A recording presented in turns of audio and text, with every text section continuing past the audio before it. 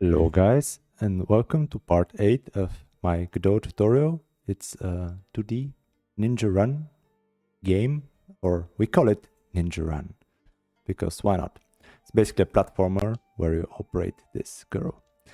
And I have my visible collision shapes enabled right now, because I want to show you a small problem we have. We have our kunais that are triggering, right? But I'm not sure if you actually see there is a small red area here. That's it because we are initializing the kunai too close to the player, which results in this. Like when I jump and throw, basically the kunai becomes uncontrollable and not like flying straight. This is because the player collision shape, let me enable that quickly. Going to the player, enabling the collision shape here from the eye. The player collision shape like collides with the collision shape of the kunai and pushes it upwards because the player is going upwards and the kunai is going to in this direction. Suddenly it has an angle, and that's why this happens. The solution for this is actually very simple, and that is to go to our player script, basically open a player GD script, and here we need to change the offset to 30. Like where we have the fire kunai function, there is kunai position x, and we have this offset here. And if we change it to 30, this shouldn't happen anymore. Like our kunai should fly straight. This is more like acceptable. Sometimes it flies through walls. I think this is because yeah, we may need to do something about that, but not now. And I think let's call it a feature. Like when it's not a bug, it's a feature. Basically, the problem is that it moves too fast, and if we actually reduce the speed, it will not. We can reduce the speed to 400, for instance, from the kunai GD class. It will no longer so easily pass through walls. I mean, if we are here, it will pass through the walls because we are initializing basically inside the wall. But aside from that, it'll be fine. We can maybe keep it to 400. All right, so let's go ahead and add our first enemy. In this episode, we're just gonna add a rudimentary enemy that doesn't do almost anything. It just can die, like a nice enemy. And then let's see what we can do. So go here in the file system and create a new folder, call it enemy. Yep, enemy. And we're gonna go ahead and create a new scene, like new scene. And for the enemy, we are actually going to use a kinematic body today. So just click on other node, kinematic body today. You can keep it or just call it enemy or robot. We're just gonna call it a robot because that's what it is. And the robot is gonna have a sprite, or rather, no. Let's go ahead and go with an animated sprite again. Like Control A to add a new node, or just right-click add child node, and go with animated sprite. The animated sprite with the assets for the enemy should be here in the assets and enemy. If you don't have those, make sure to watch my first video of the series and you will find the assets there. Okay, so we're gonna have an idle animation, right?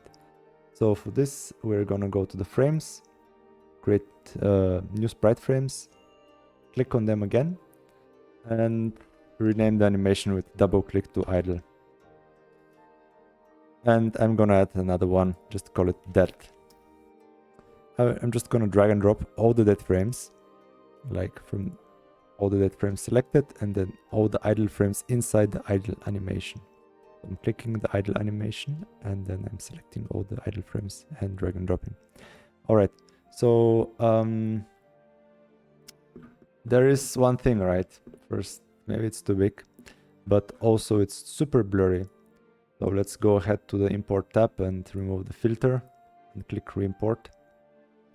And then I guess we need to do this again.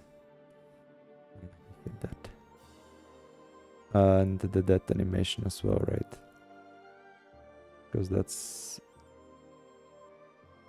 Okay, filter on, reimport.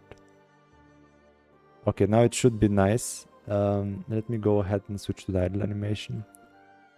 Yeah, it looks much better. All right, so let's keep the idle animation and maybe play it. Go here to the playing tab. It's way too slow. Maybe 15 frames per second should be enough. Maybe 25.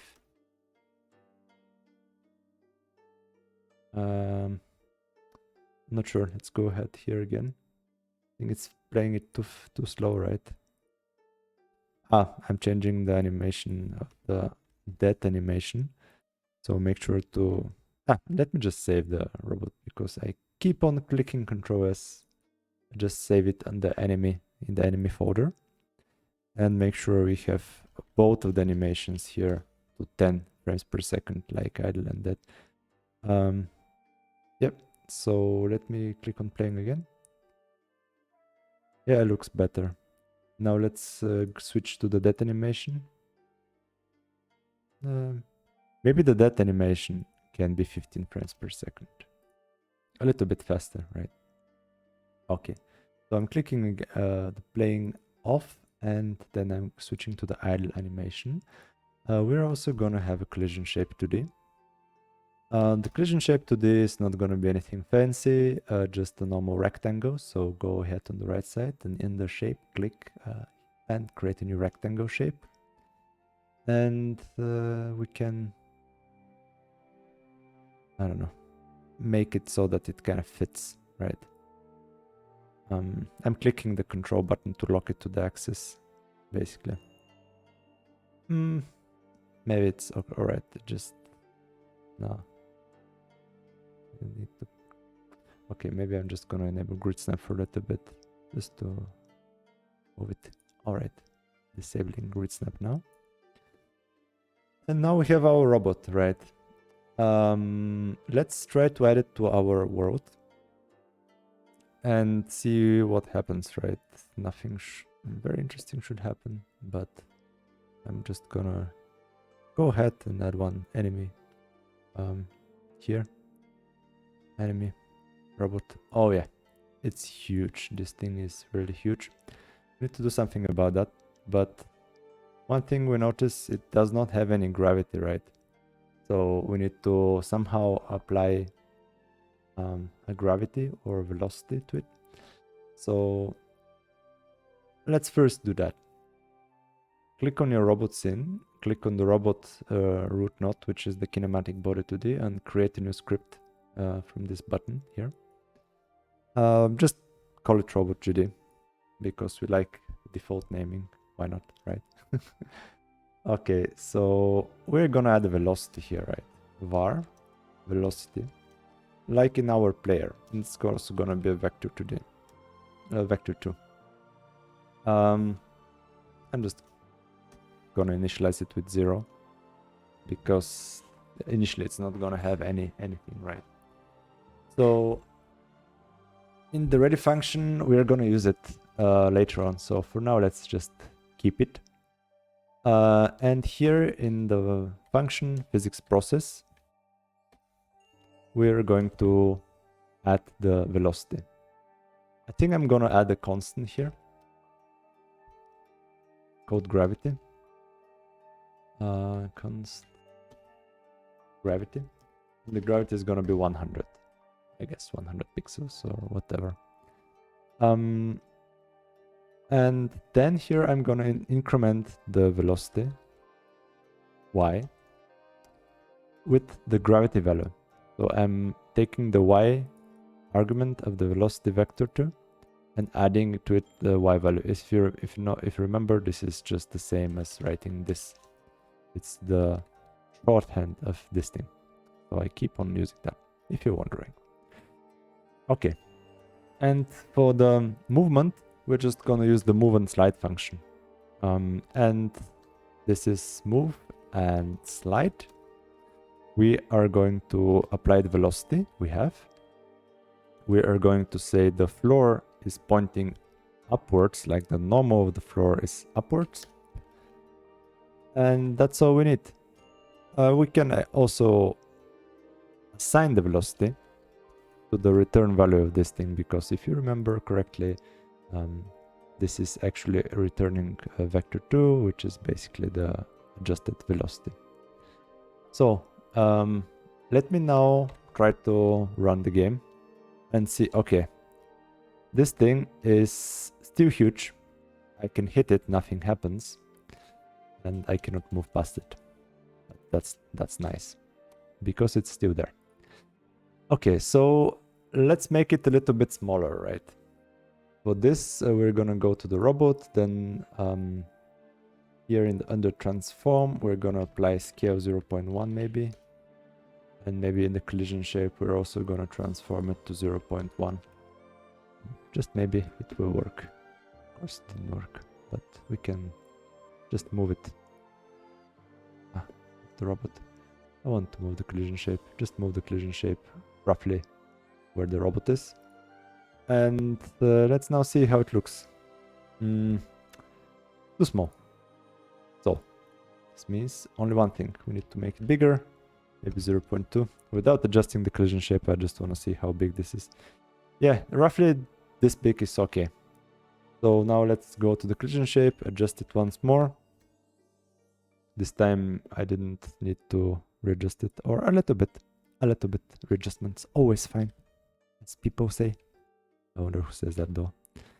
One thing you notice is not animated, right? So let's add the default idle animation. So let's go to our robot script, and here let's get our animated sprite that we're going to use, right? If you remember, we need to have all things that are scene bound, like this is a tree structure and the animated sprite is on the scene under the robot. All those things we need to have with the onReady variable, right? Because they can actually not be initialized when we call them. Like, I mean, they can be initialized, but sometimes they're not initialized, and oftentimes they are not. So this is like saying, okay, get me this thing only when it's done. So, and it also doesn't work without it. Prevents you from doing weird mistakes. All right, so animated sprite, right? This is gonna be equal to the animated sprite here with the $sign, or if you remember, the alternative way is get node and then animated sprite. I'm gonna use this one for this case. So in the ready function, we can call just animate sprite play and then the idle animation, right? And because this animation is on a loop, this thing is like telling it's a loop. This means that when we play it once, it's gonna play indefinitely. And that's it. The robot is playing it. Okay. So let's try to see if we can make sure the robot dies, right? For this, we are going to use the metadata of the robot object, and we're gonna basically tell it that it's the enemy, right? So we're gonna use the setMeta function, and there the setMeta function accepts a name and a value, and I guess type would be the name of our function, so the key, and value will be enemy. So we're using both strings, like this is a string, basically a concatenated number of characters next to each other. And now this object has the type enemy attached to its meta fields, like the metadata. And when we actually have our kunai, let's go to our kunai here. I think it has, okay, body entered. Let's see how we can actually do it. So in our kunai, we are gonna click on the rigid body the root node. And on the right side, under node, we are going to use the body entered. I think this is what we need. Let me try it if it works. So go to the body entered, connect the signal. This is basically a signal we are connecting right now to the kunai script here, and just click connect.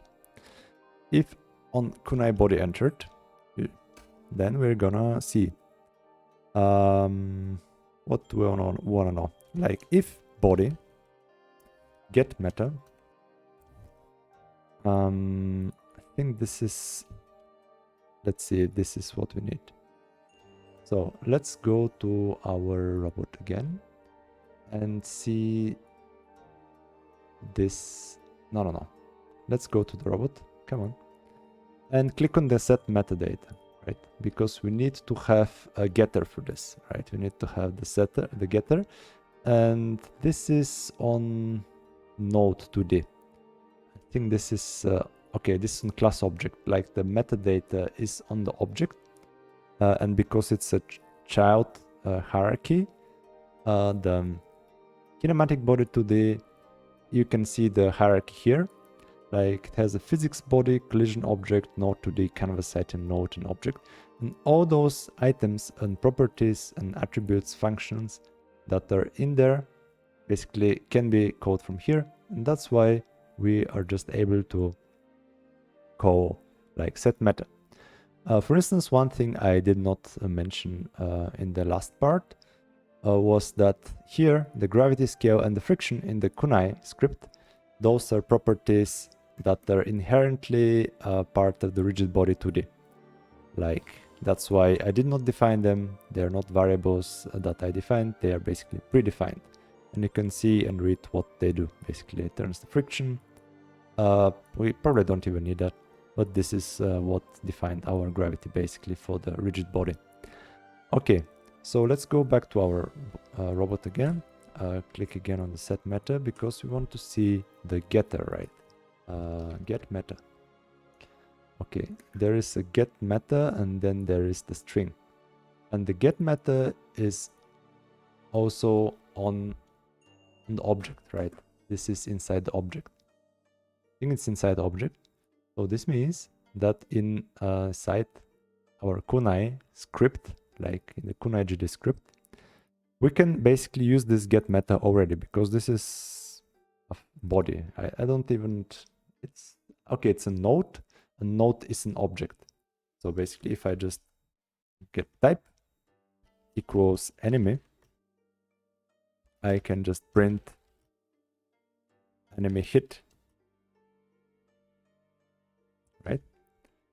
Let's see if this works. So I'm using the, you see the type here, the node. I'm using basically get meta on the node, and as node inherits from the body, it should work. I can actually make sure that node inherits from the body. I can go and search for node, and yeah, node inherits from object, sorry, not from body. Yeah, and this thing we're looking for is inside object. So it should work, but let me see. Control F5. So if I hit this, nothing should print here, but if I hit this, it should print something. Why is it not printing anything? Alright guys, I figured it out. The problem is that we are basically not detecting any collisions right now, or not reporting any collisions to be precise. So let's go to our kunai, and here on the right side there is this thing contact monitor and contacts reported. There's the maximum number of contacts that will be recorded. Let's go ahead and make it 5. And if we right now go ahead here, we will see basically what I have right now in my script, which is not only the enemy hit, I'm also printing the meta list and everything. But if I just remove it, I can see enemy hit, right? And if I hit the wall, I won't see that. How I found out, if you're wondering, is I just went to the rigid body 2D. Here I searched for body or entered, And there's this body shape entered, says emitted when a body enters into contact with one, reports colliding shape information, see collision object, blah, blah, blah. Requires contact monitor to be set to true and contacts reported to be high enough to detect all collisions. So, yep, the documentation is really awesome. So I highly advise you to look into there if you have a problem and don't know exactly what's going on. So, yep, I changed also the collision layer here, resetting it to the default, if you're wondering. That didn't help. Okay, so let's go ahead and kill the enemy. And this is gonna be the end for this tutorial. And in the next tutorial, we're gonna animate the enemy, make it act, maybe move around and so on. So basically, we have this enemy hit. We will just want to have like body.kill. Ah yeah, and I also changed this to not to be visible. Yeah, maybe it's nice to know what kind of, for instance, this is a variable, an integer or something, float. Yeah. Anyhow, I'm just gonna go here and call body.kill. And also I'm gonna go ahead and do this q3. The q3 is for the object I'm in right now, which is the kunai. So when I hit an enemy, I want the kunai to disappear immediately, and I want to kill the enemy if it's an enemy. So right now, if I do this, it will probably break because I don't have defined the kill function. So let's go ahead and open the robot GD and define a function that's called kill. And this function can be simple as q3. Let's just try that first. Just removing some unnecessary lines here and there. Right now this should make the kunai and the enemy disappear. But we don't want to do that. We just want to play the dead state, right? So here, that. We're gonna play the dead animation. Yep. You see that it's playing indefinitely. We need to make sure it's not in the loop. So let's go ahead and go to the robot scene and click on the animated sprite, click on the dead animation and disable loop. So there we go. But this thing is still weird. Do you know why? Because I did not change the enemy's visible collision shape, right? So if I do this, you see that the collision shape is still there and I can jump on it. So what we can do is maybe when the player dies, we can make it simply shorter, or we can rotate it. We can try to rotate the collision shape. Let's see if we can simply rotate the collision shape. For this, we will need to actually access the collision shape inside the robot GD script. Just the same way we access the animated sprite. So just on ready, variable collision shape. And then I'm gonna get the collision shape. And for collision shape, let's see, first of all, how we can rotate it, right? There is this transform here. If I click on the collision shape in the 2D editor, there's this transform, and the transform has a rotation degree, right? So 90 should be what we want, maybe. So let's not rotate it here, but this means that I can simply use collision shape.transform .rotation degree, or let me just go ahead and click on the transform and see what it has. It has a transform to the object, and I'm gonna look for rotation. Okay, get rotation. Okay, where is the get returns the transforms rotation in radians? I wonder if there is something with rotation degree, right? Rotated by get get rotation. Okay, turns the transforms rotation in radians. I wanna actually see the degrees, right? Okay, returns the transform at the basis orthogonal. Okay,